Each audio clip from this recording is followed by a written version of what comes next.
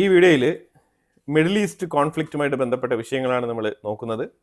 അപ്പോൾ Iran straight of ഹോർമോസിൽ തന്നെ 3 കപ്പലുകളെ ആക്രമിച്ചിട്ടുണ്ട് ഇന്ന് ഇറാൻ. ഇതവർ ഇന്നലെ തന്നെ പറഞ്ഞിരുന്നതാണ്. സ്ട്രേറ്റ് ഓഫ് ഹോർമോസിൽ ഞങ്ങളെ മറികടന്നുകൊണ്ട് ഒരു തുള്ളി ക്രൂഡ് ഓയിൽ പോലും നിങ്ങൾക്ക് കൊണ്ടുപോകാൻ കഴിയില്ല. അങ്ങനെ അഥവാ കൊണ്ടുപോകാനുള്ള തീരുമാനം എടുക്കുന്നെങ്കിൽ ധൈര്യമുള്ളവൻ ഇതിലെ കടന്നുപോയി നോക്കൂ എന്ന് വെല്ലുവിളി ഇന്നലെ നടത്തിയിട്ടുണ്ടായിരുന്നു. അപ്പോൾ അതിനെ തുടർന്ന് ഇന്ന് അതുവഴിയെ എണ്ണ കടത്താൻ ശ്രമിച്ച സമയത്ത് 3 ഷിപ്പുകൾക്ക് നേരെ ആക്രമണം നടത്തിയിട്ടുണ്ട്. UAE കുറച്ച് ആ ഒരു സൈഡിൽ വരുമ്പോഴത്തേക്കും 2 ഷിപ്പുകളെ ടാർഗറ്റ് ചെയ്തിട്ടുണ്ട്. അതുപോലെ ഒമാൻ്റെ സൈഡിൽ വെച്ചിട്ട് ഒരു ഷിപ്പിനെ ടാർഗറ്റ് ചെയ്തിട്ടുണ്ട്. ഇതാണ് അവർ ഇന്ന് നടത്തിയ ആക്രമണം. ഇതിനെ തുടർന്ന് അവർ പറയുന്ന മെസ്സേജ് എന്ന് പറഞ്ഞാൽ വളരെ വ്യക്തമാണ്. അവർ ശരിക്കും മിഡിൽ ഈസ്റ്റ് മേഖലയിൽ നിന്നും അവരുടെ ഫോക്കസ് ഇസ്രായേലിലേക്ക് മാറ്റുകയാണ്. അതാണ് മെയിനായിട്ട് മനസ്സിലാക്കാൻ പറ്റുന്നത്. അതിൻ്റെ അർത്ഥം മിഡിൽ ഈസ്റ്റ് മേഖലയിലേക്ക് ഇനി അവർ ആക്രമണം നടത്തില്ല എന്നല്ല, വേണ്ടി വന്നാൽ ചില പ്രത്യേക ഓഫീസുകൾ അവർക്ക് ചില ടാർഗറ്റുകളുണ്ട്. ആ ടാർഗറ്റ് മാത്രം എയിം ചെയ്തുകൊണ്ടുള്ള ഡ്രോൺ ആക്രമണങ്ങളായിരിക്കും അവർ കൂടുതൽ നടത്തുക. ഫൈനാൻഷ്യൽ ഇൻഡസ്ട്രിയുമായിട്ട് ബന്ധപ്പെട്ടുള്ള ഭീഷണി അവർ മുഴക്കുന്നുണ്ട്. പക്ഷേ അത് ഏറ്റവും കൂടുതൽ ഫോക്കസ് ചെയ്യുന്നത് ഇസ്രായേലിൻ്റെ ഉള്ളിലേക്കാണ്. ഇസ്രായേലിൻ്റെ ഉള്ളിലേക്ക് ഫൈനാൻഷ്യൽ ഇൻഡസ്ട്രീസ് മാത്രമല്ല, ഇസ്രായേലിൻ്റെ ഉള്ളിൽ ടെക് ഇൻഡസ്ട്രിയും അവർ ടാർഗറ്റ് ചെയ്യുന്നുണ്ട്. അപ്പോൾ ഇതുകൊണ്ട് ഇറാൻ പറയാൻ ഉദ്ദേശിക്കുന്ന മെസ്സേജ് വളരെ വ്യക്തമാണ്. ഞങ്ങളുടെ അനുവാദമില്ലാണ്ട് സ്ട്രേറ്റ് ഓഫ് ഹോർമോസിനെ നിങ്ങൾക്ക് തൊടാൻ കഴിയില്ല എന്നുള്ളൊരു ക്ലിയർ മെസ്സേജാണ് അവർ കൊടുക്കാൻ ഉദ്ദേശിക്കുന്നത്. ഓക്കെ, ഇനിയിപ്പോൾ അമേരിക്ക എന്ത് ചെയ്യാൻ പോകുന്നതെന്ന് നോക്കിക്കഴിഞ്ഞാൽ, അമേരിക്ക ആണെങ്കിൽ മിഡിൽ ഈസ്റ്റിൽ നിന്നും തുടരെ അവരുടെ കംപ്ലീറ്റ് കാര്യങ്ങളും നീക്കം ചെയ്യുകയാണ്. അത് ശരിക്കും എന്താണ് ഒരു ഉദ്ദേശിക്കുന്നത് പറഞ്ഞാൽ, മിഡിൽ ഈസ്റ്റ് രാജ്യങ്ങളും അമേരിക്കയും തമ്മിൽ ഇനിയിപ്പോൾ യാതൊരു ബന്ധമില്ല എന്നുള്ള തരത്തിൽ ഒരു ഇൻഡയറക്റ്റ് മെസ്സേജ് കൊടുക്കാനാണ് ഉദ്ദേശിക്കുന്നത്. അതായത് ഈ മിഡിൽ ഈസ്റ്റ് രാജ്യങ്ങൾ എന്ന് പറഞ്ഞാൽ അവരെല്ലാം തന്നെ ഡിഫെൻസീവ് മെക്കാനിസം ഉള്ള രാജ്യങ്ങളാണ്. ഒന്നും തന്നെ പ്രോപ്പർ ആയിട്ടുള്ള മിലിറ്ററി ഫോഴ്സ് അവർക്കില്ല, ഒന്നാമത്തെ കാര്യം. രണ്ടാമത്തെ കാര്യം, അമേരിക്കയുടെ എയർ ഡിഫൻസ് സിസ്റ്റം മാത്രം വെച്ചുകൊണ്ടുള്ള ഒരു സംവിധാനമാണ് ഇവർക്കുള്ളത്. അപ്പോൾ ഇതിനെ തുടർന്ന് എന്താണെന്ന് വെച്ചാൽ, ഇപ്പോൾ മിഡിൽ ഈസ്റ്റ് രാജ്യങ്ങളിലുള്ള ബേസുകളിൽ ഒന്നും തന്നെ ഇവിടെ വെക്കുന്നില്ല. ഞങ്ങൾ ഈ മിഡിൽ ഈസ്റ്റ് ബേസ് ഒന്നും ഉപയോഗിക്കുന്നില്ല. അപ്പോൾ അതുകൊണ്ട് മിഡിൽ ഈസ്റ്റ് രാജ്യങ്ങൾക്ക് മേളിൽ വെറുതെ കുതിര കയറാൻ നിൽക്കണ്ട. കാരണം ഇപ്പോൾ മിഡിൽ ഈസ്റ്റ് രാജ്യങ്ങളെ പ്രൊട്ടക്ട് ചെയ്യുക എന്നുള്ളത് തന്നെ അമേരിക്കയ്ക്ക് വലിയ എക്സ്പെൻസസ് ആയിട്ട് വന്നിരിക്കുകയാണ്. അതാണ് മനസ്സിലാക്കേണ്ടത്. കാരണം ഉക്രൈൻ ആണെങ്കിൽ എൻ്റയർ യുദ്ധത്തിൽ അവർ ഉപയോഗിച്ചത് ഏതാണ്ട് 600 ഇന്റർസെപ്റ്റേഴ്സ് ആണ്.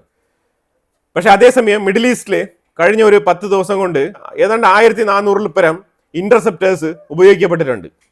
അപ്പോൾ ഇതിന്റെ നഷ്ടം എന്ന് പറഞ്ഞാൽ ചില്ലറയല്ല. അപ്പോൾ ഇത് അമേരിക്ക തിരിച്ചറിയുന്നുണ്ട്. ഉക്രൈന് ഒരു സൈഡിൽ ഇനി കൂടുതൽ സപ്ലൈസ് ഒന്നും കൊടുക്കുന്നില്ല എന്ന് പറഞ്ഞിട്ട് അമേരിക്ക കോസ്റ്റ് കട്ടിങ്ങിന്റെ ഭാഗമായിട്ട് പലതും പിടിച്ചു നിർത്തുന്നു എന്ന് പറയുന്ന സാഹചര്യത്തിൽ മിഡിൽ ഈസ്റ്റിലേക്ക് ഇനി വാരിക്കോരി ഇന്റർസെപ്റ്റേഴ്സ് കൊടുക്കേണ്ട സാഹചര്യം. അപ്പോൾ അതുകൊണ്ടാണ് അവർ മിഡിൽ ഈസ്റ്റിൽ നിന്നും അവരുടെ സംവിധാനങ്ങൾ കംപ്ലീറ്റ് ആയിട്ട് മാറ്റിയിട്ട് തുർക്കിയിൽ അവർ ബദലായിട്ട് സംവിധാനങ്ങൾ അറേഞ്ച് ചെയ്യുന്നുണ്ട്. തുർക്കിയിൽ ഇതുവരെ 2 ഇറാനിയൻ മിസൈലുകൾ എത്തിയിട്ടുണ്ട്. അപ്പോൾ ഈ രണ്ടാമത്തെ മിസൈലും തുർക്കി ഇന്റർസെപ്റ്റ് ചെയ്തിട്ടുണ്ട്. അതോടൊപ്പം തന്നെ ഇറാനെ അവർ വാൺ ചെയ്തിട്ടുണ്ട്. വാൺ ചെയ്യുന്നത് വേറെ ഒന്നുമല്ല, ഞങ്ങളിങ്ങനെ വെറുതെ ഇരിക്കും നിങ്ങൾ വിചാരിക്കരുത്, ഞങ്ങൾ തിരിച്ചടിക്കും എന്നുള്ള രീതിയിലുള്ള ഭീഷണി തുർക്കിയുടെ സൈഡിൽ നിന്നും ഇറാന് കൊടുത്തിട്ടുണ്ട്. അപ്പോൾ അമേരിക്ക ആണെന്നുണ്ടെങ്കിൽ ഇപ്പം കംപ്ലീറ്റ് സാമഗ്രികളും തുർക്കിയിലോട്ട് മാറ്റുകയാണ്. അവിടെ നിന്നും നാറ്റോ സംവിധാനം വഴി ഇറാനെ അപ്രോച്ച് ചെയ്യാം എന്നുള്ള അവസ്ഥയിലേക്ക് മാറുകയാണ്. അതായത് അറ്റാക്ക് നടത്തുന്നെങ്കിൽ അങ്ങോട്ട് അറ്റാക്ക് ചെയ്യൂ എന്നുള്ളൊരവസ്ഥയാണ്. മിഡിൽ ഈസ്റ്റ് ശരിക്കും നല്ല പ്രഷർ ഇടുന്നുണ്ട്. ഈ പ്രഷർ എന്താണെന്ന് പറഞ്ഞാൽ, ഒന്നെങ്കിൽ അമേരിക്ക വളരെ ക്വിക്കായിട്ട് ഈ യുദ്ധം ഫിനിഷ് ചെയ്യണം. ഈ ഇറാനെ ആക്രമിക്കുന്നു, കീഴ്പ്പെടുത്തുന്നു, അതെല്ലാം വേറെ വിഷയമാണ്. യുദ്ധം സമാധാനപൂർവ്വം ചർച്ച നടത്തി പെട്ടെന്ന് അവസാനിപ്പിക്കണം എന്നുള്ളതല്ല മിഡിൽ ഈസ്റ്റ് രാജ്യങ്ങളുടെ നിർദ്ദേശം. എത്രയും വേഗം അവസാനിപ്പിക്കണം എന്ന് പറഞ്ഞാൽ, എത്ര അഗ്രസീവായിട്ട് ഇത് ഫിനിഷ് ചെയ്യാൻ പറ്റുമോ അത്ര അഗ്രസീവായിട്ട് വളരെ ക്വിക്കായിട്ട് ഈ യുദ്ധം ഫിനിഷ് ചെയ്യുക, ഇറാനെ ന്യൂട്രലൈസ് ചെയ്യുക എന്നുള്ളതാണ് ഈ ഒരു മെസ്സേജ്. അപ്പോൾ ഇറാനെ ന്യൂട്രലൈസ് ചെയ്യാൻ പറ്റുന്നില്ല എന്നുണ്ടെങ്കിൽ ഇത് മിഡിൽ ഈസ്റ്റ് രാജ്യങ്ങളെ വല്ലാത്ത രീതിയിൽ ബാധിക്കും. അപ്പോൾ അതാണ് ഇവരെടുത്ത പ്രഷർ. അതുകൊണ്ട് അമേരിക്ക എടുത്തിരിക്കുന്ന തീരുമാനം എന്ന് പറഞ്ഞാൽ, അമേരിക്കൻ ബേസുകൾ കാലിയാക്കാം മിഡിൽ ഈസ്റ്റ് രാജ്യങ്ങളിൽ നിന്നും. അപ്പോൾ പിന്നെ ഇങ്ങോട്ട് വരുന്ന ആക്രമണം കുറയുമോ കൂടുമോ എന്നുള്ളത് അപ്പം നോക്കാമല്ലോ. അപ്പോൾ എന്ത് കാരണം കൊണ്ടാണ് ഇറാൻ മിഡിൽ ഈസ്റ്റ് രാജ്യങ്ങളെ ടാർഗറ്റ് ചെയ്യുന്നത്? അമേരിക്കൻ ബേസ് ഉള്ളത് കൊണ്ട് മാത്രമാണോ? അമേരിക്കൻ ബേസ് ഉള്ളത് കൊണ്ടാണ് ഇറാൻ മിഡിൽ ഈസ്റ്റ് രാജ്യങ്ങളെ ടാർഗറ്റ് ചെയ്യുന്നു എന്നാണ് ഇത്രയും നാളും പറഞ്ഞുകൊണ്ടിരുന്നത്. ഇറാൻ തന്നെ അങ്ങനെയാണ് പറയുന്നത്. അപ്പോൾ ആ സാഹചര്യത്തിൽ അപ്പോൾ അവിടെ നിന്ന് അമേരിക്കൻ ബേസുകളെല്ലാം കാലിയാക്കി കഴിഞ്ഞാൽ പിന്നെ ഇറാന് ഈ ഒരു സ്റ്റേറ്റ്മെന്റ് പറഞ്ഞുകൊണ്ട് ഈ സുന്നി രാജ്യങ്ങൾക്കെതിരെ ഇങ്ങനെ ആക്രമണം നടത്താൻ കഴിയില്ലല്ലോ. അപ്പോൾ അതുകൊണ്ട് അത് ഒഴിവാക്കാൻ വേണ്ടിയിട്ട് അമേരിക്ക വളരെ ബുദ്ധിപൂർവ്വമാണ് കാര്യങ്ങളൊക്കെ മുന്നോട്ട് നീക്കുന്നത്. അപ്പോൾ ഇതിൽ ശരിക്കും സൗദി അറേബ്യയുടെ ഭാഗത്ത് ഒരു മെയിൻ റഡാർ സ്റ്റേഷൻ ഉണ്ടായിരുന്നു. മിഡിൽ ഈസ്റ്റ് രാജ്യങ്ങൾക്കെല്ലാം തന്നെ മെയിൻ ആയിട്ടുള്ള ഒരു റഡാർ പോയിന്റ് ആയിരുന്നു അത്. ആ റഡാർ പോയിന്റിൽ ഒരു ഡ്രോൺ അറ്റാക്ക് നടത്തിയിട്ടുണ്ട് ഇറാൻ. അപ്പോൾ അതുകൊണ്ട് തന്നെ മിഡിൽ ഈസ്റ്റിലേക്കുള്ള ഈ കോർഡിനേറ്റ്സ് റിസീവ് ചെയ്യുന്ന ആ സൗദി അറേബ്യയുടെ റഡാർ സിസ്റ്റം ഇപ്പം പ്രവർത്തിക്കുന്നില്ല. അതിന് പകരം അമേരിക്കൻ ബേസുകളിലുള്ള റഡാർ സിസ്റ്റംസ് ആണ് ഇപ്പോൾ പ്രവർത്തിക്കുന്നത്. പ്രതിസന്ധി ഉണ്ടോ എന്ന് ചോദിച്ചു കഴിഞ്ഞാൽ തീർച്ചയായിട്ടും പ്രതിസന്ധി ഉണ്ട്, ഇല്ലാന്നില്ല.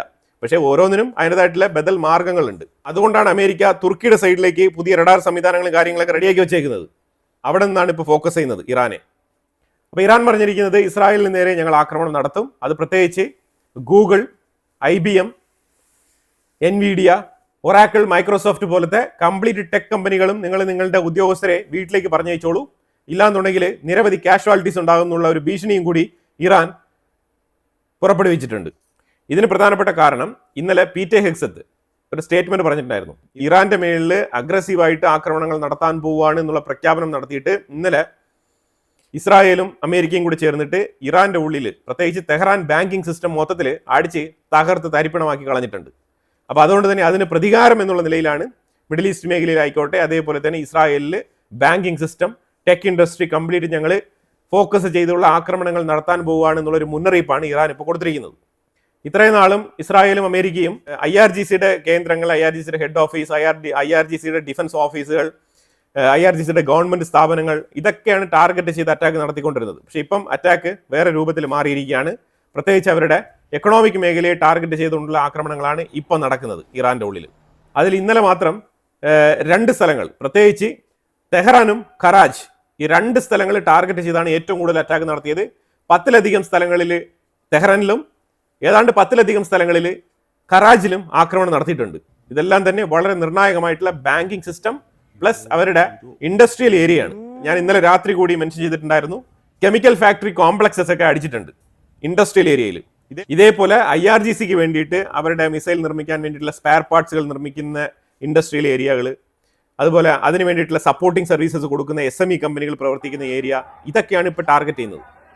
അപ്പോൾ ഒരു വിധത്തിൽ ഇല്ലെങ്കിൽ മറ്റൊരു വിധത്തിൽ ഇറാന്റെ ഡിഫൻസ് മേഖലയെ പരിപോഷിപ്പിക്കുന്ന അല്ലെങ്കിൽ ഡിഫൻസ് മേഖലയ്ക്ക് സപ്ലൈ ചെയ്യുന്ന പ്രോഡക്റ്റുകൾ നിർമ്മിക്കുന്ന, സ്പെയർ പാർട്സുകൾ നിർമ്മിക്കുന്ന കമ്പനികളെല്ലാം ഇപ്പോൾ ടാർഗറ്റ് ചെയ്യുകയാണ്. അതെല്ലാം തന്നെ ഇപ്പോൾ ഒരു നട്ടും ബോൾട്ട് ഉണ്ടാക്കുന്ന കമ്പനി ആയിക്കോട്ടെ, അതും തന്നെ കീ ഇൻഫർമേഷൻ കിട്ടിക്കഴിഞ്ഞാൽ അതിന്റെ മേളിലും ആക്രമണം നടത്തുന്നുണ്ട് ഇസ്രായേലും അമേരിക്കയും. അത് ചിലപ്പോൾ സ്ഥിതി ചെയ്യുന്നത് ഒരു ഇൻഡസ്ട്രിയൽ ഏരിയയിലായിരിക്കും. അപ്പോൾ അത് ഒറ്റ കമ്പനി മാത്രമല്ല, അവിടെ ഒരു ആക്രമണം നടത്തുമ്പോൾ, അവിടെ ഒരു എയർ സ്ട്രൈക്ക്, ഇസ്രായേലിന്റെ അല്ലെങ്കിൽ അമേരിക്കയുടെ പവർഫുൾ ആയിട്ടുള്ള എയർ സ്ട്രൈക്ക് അവിടെ നടത്തുമ്പോൾ അത് തൊട്ടടുത്തിരിക്കുന്ന പല കമ്പനികളും അഫക്റ്റഡ് ആവുന്നു എന്നുള്ളതാണ് യാഥാർത്ഥ്യം. അപ്പം അതുകൊണ്ട് വ്യാവസായിക അടിസ്ഥാനത്തിൽ നോക്കുകയാണെന്നുണ്ടെങ്കിൽ വൻ നഷ്ടമാണ് ഇറാന് സംഭവിച്ചുകൊണ്ടിരിക്കുന്നത്. അതുകൊണ്ടാണ് അവർ ഇത്തരത്തിൽ പ്രതികരിക്കുന്നത്. ഇന്നലെ വീണ്ടും മെഹർബാദ് എയർപോർട്ടിൽ ആക്രമണം നടത്തിയിട്ടുണ്ട് അമേരിക്ക വീണ്ടും. അതേപോലെ ഫാർസ് പ്രൊവിൻസ് എന്ന് പറഞ്ഞിട്ടുള്ള ഒരു പ്രൊവിൻസ് ഉണ്ട് ഇറാന്റെ ഉള്ളിൽ, അവിടെ റെസിഡൻഷ്യൽ മേഖലയിൽ ഒരു അറ്റാക്ക് നടത്തിയതായിട്ടുള്ള വാർത്തയും വരുന്നുണ്ട് ഇറാന്റെ ഉള്ളിൽ നിന്ന്. ഇറാൻ അത് ക്ലെയിം ചെയ്യുന്നുണ്ട്. അവിടെ 4 പേരോളം കൊല്ലപ്പെട്ടിട്ടുണ്ട് എന്നുള്ള കൺഫർമേഷനും ഇറാന്റെ ഉള്ളിൽ നിന്ന് വരുന്നുണ്ട്. അമേരിക്ക ആണെന്നുണ്ടെങ്കിൽ അവരുടെ കാഷ്വാലിറ്റി ലിസ്റ്റ് പുറത്തുവിട്ടപ്പോൾ 120ലധികം ആൾക്കാർക്ക് പരുക്കുണ്ട്. വലിയ പരുക്കല്ല, ചെറിയ പരുക്കാണെന്നാണ് പറയുന്നത്. അതേപോലെ 8 പേര് ഇതുവരെ കൊല്ലപ്പെട്ടിട്ടുണ്ട് എന്നുള്ള കൺഫർമേഷൻ അമേരിക്ക തന്നെയാണ് പറയുന്നത്. ഇസ്രായേലിന്റെ ഉള്ളിലാണെന്നുണ്ടെങ്കിൽ മരണനിരക്ക് 13ആയി ഉയർന്നിട്ടുണ്ട്. ഓൾമോസ്റ്റ് 2000 പേര് ഹോസ്പിറ്റലൈസ്ഡ് ആണ് ഇസ്രായേലിന്റെ ഉള്ളിൽ. അതുപോലെ മിഡിൽ ഈസ്റ്റ് രാജ്യങ്ങളിലും തുടരെ ആക്രമണങ്ങൾ നടന്നുകൊണ്ട് തന്നെയാണ് ഇരിക്കുന്നത്. എയർപോർട്ട് ടാർഗറ്റ് ചെയ്ത ആക്രമണങ്ങൾ നടക്കുന്നുണ്ട്, കൗൺസിലേറ്റ് ടാർഗറ്റ് ചെയ്ത ആക്രമണങ്ങൾ നടക്കുന്നുണ്ട്. ഇതേപോലെ ഗവൺമെന്റ് ഒഫീഷ്യൽ സ്ഥാപനങ്ങളെ ടാർഗറ്റ് ചെയ്തുകൊണ്ടുള്ള ആക്രമണങ്ങൾ തുടർച്ചയായിട്ട് നടന്നുകൊണ്ട് തന്നെയാണ് ഇരിക്കുന്നത്. ഇറാനിൽ നിന്നും അലി ലാരിജാനി, പുള്ളിയാണ് ഇപ്പം ഇറാന്റെ IRGCയെ നിയന്ത്രിക്കുന്നത്. കാരണം മുജ്തബ ഖമനേയി ഹോസ്പിറ്റലൈസ്ഡ് ആണല്ലോ. ഹോസ്പിറ്റലൈസ്ഡ് ആണെങ്കിലും സുരക്ഷിതനാണെന്നുള്ള വാർത്തയൊക്കെ പുറത്ത് വരുന്നുണ്ട്. ലാരിജാനി പറഞ്ഞിരിക്കുന്നത് ഇറാനെ ആക്രമിക്കണം എന്ന് വിചാരിച്ച ഒരാൾക്കാരും പിന്നെ രക്ഷപ്പെട്ടിട്ടില്ല. ഈ രാജ്യത്തിന്റെ ചരിത്രം അങ്ങനെയാണ്. അതുകൊണ്ട് ഞങ്ങളെ ഇല്ലാതാക്കണമെന്ന് വിചാരിച്ചുകൊണ്ട് ആരെങ്കിലും ഇങ്ങോട്ട് വരുന്നുണ്ടെങ്കിൽ അവർക്ക് ഒരു മുന്നറിയിപ്പ് കൊടുക്കുകയാണ് എന്നാണ് ലാരിജാനി പറഞ്ഞു വെക്കുന്നത്. പിന്നെ ഇസ്രായേൽ ആണെങ്കിൽ ലെബനാന്റെ സൈഡിൽ താറുമാറായിട്ടുള്ള ആക്രമണങ്ങൾ നടത്തിക്കൊണ്ടിരിക്കുകയാണ്. ഇപ്പൊ ഇറാന്റെ ഉള്ളിൽ ഏതാണ്ട് ഒരു 1400 പേരോളം ഈ ആക്രമണത്തിൽ കൊല്ലപ്പെട്ടിട്ടുണ്ടാവാം ഈ യുദ്ധം തുടങ്ങിയതിന് ശേഷം. പക്ഷേ ഇനി ഒരു 10 ദിവസം കൂടി കഴിയുകയാണെന്നുണ്ടെങ്കിൽ ഇറാന്റെ കാഷ്വാലിറ്റിയെ മറികടക്കുന്ന തരത്തിൽ ലെബനന്റെ ഉള്ളിൽ കാഷ്വാലിറ്റി ഉണ്ടാവാനുള്ള സാധ്യതയുണ്ട്. കാരണം ആ രീതിയിലാണ് ലെബനന്റെ ഉള്ളിൽ ആക്രമണം നടത്തുന്നത് ഇസ്രായേൽ. അതേപോലെ സെൻകോം പറഞ്ഞിരിക്കുന്നത് ഇറാന്റെ മെജോറിറ്റി ലോഞ്ച് പാഡുകൾ ഞങ്ങൾ നശിപ്പിച്ചിട്ടുണ്ടെന്നാണ് സെൻകോമിന്റെ സ്റ്റേറ്റ്മെന്റ്. അവരുടെ മിസൈൽ ശേഖരം കുറഞ്ഞിട്ടുണ്ട് എന്നല്ല പറയുന്നത്, ശരിക്കും ലോഞ്ച് പാഡുകൾ. ഈ ലോഞ്ച് പാഡ് എന്ന് പറയുമ്പോൾ അറിയാമല്ലോ, ഒരു വാഹനം ഇങ്ങനെ വരും, വലിയൊരു ലോറി, ആ ലോറിയുടെ പുറകിലായിരിക്കും ഈ മിസൈൽ ഘടിപ്പിച്ചിരിക്കുന്നത്. ഈ വാഹനം ടണലിന്റെ ഉള്ളിൽ നിന്ന് ഇങ്ങനെ വെളിയിൽ വന്ന് നിന്നിട്ടാണ് ഈ മിസൈൽ ലോഞ്ച് ചെയ്യുന്നത്. ഇങ്ങനത്തെ ലോഞ്ച് പാഡുകൾ ഞങ്ങൾ മാക്സിമം അറ്റാക്ക് ചെയ്ത് കളഞ്ഞിട്ടുണ്ട്. ഇനി കൂടിപ്പോയാൽ ഒരു 100 എണ്ണം അവരുടെ കയ്യിൽ ഉണ്ടാകാനുള്ള സാധ്യതയുണ്ട്. ആ 100 എണ്ണം കൂടി ടാർഗറ്റ് ചെയ്താണ് ഞങ്ങൾ ആക്രമണങ്ങൾ നടത്തുന്നത് എന്നാണ് സെൻകോം പറഞ്ഞിരിക്കുന്നത്. എനിവേ ഇത് വാസ്തവമാണെന്നുണ്ടെങ്കിൽ ഈ 100 എണ്ണം അടിച്ചു തീർക്കാൻ വലിയ സമയമൊന്നും ഉണ്ടാകത്തില്ല. പക്ഷേ ഇത് ഇവര് എവിടെയാണ് ഹൈഡ് ചെയ്ത് വെച്ചിരിക്കുന്നത് എന്നുള്ള സ്പോട്ട് കൃത്യമായിട്ട് അറിയണം. ഇവര് അണ്ടർഗ്രൗണ്ടിലാണ് ഇത് കംപ്ലീറ്റ് പാർക്ക് ചെയ്തിരിക്കുന്നത്. അപ്പൊ ഇത് പുറത്തെടുത്തുകൊണ്ട് വരുന്ന സമയത്ത് കൃത്യമായിട്ട് ഇതിനെ നോക്കി നിന്ന് അറ്റാക്ക് ചെയ്ത് നശിപ്പിച്ച് കളയണം. മിസൈൽ അവിടെ അവശേഷിക്കും, പക്ഷേ മിസൈലുകളുടെ ശേഖരം അവരുടെ പക്കൽ ഉണ്ടാവും, പക്ഷേ ലോഞ്ച് പാഡുകൾ അതൊരു പരിധിവരെ ലോഞ്ച് പാഡുകൾ നശിപ്പിക്കപ്പെട്ടാൽ പിന്നെ അവർക്ക് മിസൈൽ ലോഞ്ച് ചെയ്യാൻ കഴിയില്ല. പ്രത്യേകിച്ച് ബാലിസ്റ്റിക് മിസൈലുകൾ ലോഞ്ച് ചെയ്യാൻ വലിയ ബുദ്ധിമുട്ടായിരിക്കും. അപ്പോൾ എന്തായാലും ഇങ്ങനത്തെ ഒരു സ്റ്റേറ്റ്മെന്റ് വളരെ പോസിറ്റീവായിട്ട് തന്നെയാണ് അമേരിക്കയുടെ സൈഡിൽ നിന്ന് വരുന്നത്. പക്ഷേ ഇതിനകത്ത് എത്രമാത്രം വസ്തുതയുണ്ടെന്നുള്ളത് നമുക്ക് അറിയില്ല. കാരണം സംഭവം അപ്പുറത്തിരിക്കുന്ന ഇറാനാണ്. അവരുടെ കംപ്ലീറ്റ് പ്രവർത്തനങ്ങൾ എന്ന് പറഞ്ഞാൽ ഒളിച്ചു കളിയാണ്. അപ്പോൾ അതുകൊണ്ട് അവരെവിടെയൊക്കെ പൂഴ്ത്തി വെച്ചിരിക്കുന്നുള്ളത് ഇപ്പോഴും വ്യക്തമല്ല എന്നുള്ളതാണ്. അതുകൊണ്ടാണല്ലോ ഈ മിസൈലുകൾ ഇങ്ങനെ വന്നുകൊണ്ടിരിക്കുന്നത്. ഞാനിവിടെ വെച്ചിരിക്കുന്ന വീഡിയോ ഇറാന്റെ ഉള്ളിൽ ക്ലസ്റ്റർ ബോംബ്, ഇറാന്റെ ഉള്ളിൽ നിന്നും ഇസ്രായേലിലേക്ക് അയക്കുന്ന ക്ലസ്റ്റർ ബോംബിന്റെ ഒരു സാമ്പിളാണ് ഇവിടെ വെച്ചിരിക്കുന്നത്. ഇറാൻ തന്നെ പബ്ലിഷ് ചെയ്തിരിക്കുന്ന വീഡിയോ ആണിത്. അവരുടെ ക്ലസ്റ്റർ വാർഹെഡ് എന്ന് പറയുന്നത് ചെറിയ ചെറിയ മിസൈലുകൾ പോലെ തന്നെയാണ് ഇരിക്കുന്നത്. ഇത് തന്നെയാണ് ഞാൻ അന്ന് സൂചിപ്പിച്ചത്. അപ്പോൾ ആരോ ഒന്ന് കമന്റ് പറഞ്ഞിട്ടുണ്ടായിരുന്നു, ഈ ക്ലസ്റ്റർ ബോംബ് എന്ന് പറയുന്നത് ചെറിയ ടെന്നീസ് ബോൾ പോലെ ഇങ്ങനെ കുനുകുനാ വെച്ചിരിക്കുന്ന സാധനങ്ങളാണെന്ന്. അങ്ങനെയല്ല അത്. ഇതാണ് ഞാൻ പറഞ്ഞ ഈ ക്ലസ്റ്റർ വാർഹെഡ് എന്ന് പറയുന്നത്. ഇതിൽ വാർഹെഡ് ഉണ്ട്, അതുപോലെ തന്നെ പല സൈസിലുമുണ്ട്. ചെറിയ ചെറിയ സിലിണ്ടർ ടൈപ്പിലുള്ള വാർഹെഡുകളാണ്. അതുപോലെ ഇപ്പുറത്ത് മിസൈൽ രൂപത്തിൽ തന്നെയുള്ള വാർഹെഡുകളാണ്. അപ്പോൾ വലുതും ചെറുതും പല സൈസുകളിലാണ് ഇവർ ഈ മിസൈലിൽ ഇത് അറ്റാച്ച് ചെയ്തിരിക്കുന്നത്. ഇതാണ് ഇറാൻ ഇസ്രായേലിലേക്ക് അയക്കുന്ന നിരോധിക്കപ്പെട്ട, ഇല്ലീഗലായിട്ട് കരുതപ്പെടുന്ന, യുദ്ധക്കുറ്റമായിട്ട് പ്രഖ്യാപിക്കപ്പെടുന്ന രീതിയിലുള്ള ക്ലസ്റ്റർ ബോംബ്. അപ്പം ഈ സാധനമാണ് അവർ ഇസ്രായേലിലേക്ക് വിടുന്നത്. അപ്പം ഇത്രയൊക്കെ വന്നിട്ടും ഇസ്രായേൽ പിടിച്ചു നിൽക്കുന്നെങ്കിൽ അവരുടെ ഡിഫൻസ് സിസ്റ്റത്തിൻ്റെ കേപ്പബിലിറ്റി അത് നമ്മൾ അംഗീകരിച്ചേ പറ്റൂ. ഇത്തരത്തിലുള്ള സാധനങ്ങളൊക്കെ ന്യൂട്രലൈസ് ചെയ്യണമെന്നുണ്ടെങ്കിൽ നല്ല രീതിയിലുള്ള സൊഫിസ്റ്റിക്കേറ്റഡ് ആയിട്ടുള്ള ടെക്നോളജി ഇൻബിൽഡ് ചെയ്തുള്ള എയർ ഡിഫൻസ് സിസ്റ്റം കൊണ്ട് മാത്രമേ സാധ്യമാവൂ. അപ്പോൾ എന്തായാലും നിലവിൽ ഇതാണ് സംഭവിച്ചുകൊണ്ടിരിക്കുന്നത്. ഇതിനെക്കുറിച്ചുള്ള അഭിപ്രായങ്ങൾ കമന്റ് ബോക്സിൽ രേഖപ്പെടുത്തുക. കൂടുതൽ വാർത്തകളുമായിട്ട് അടുത്ത വീഡിയോയിൽ വരാം. Thank you so much.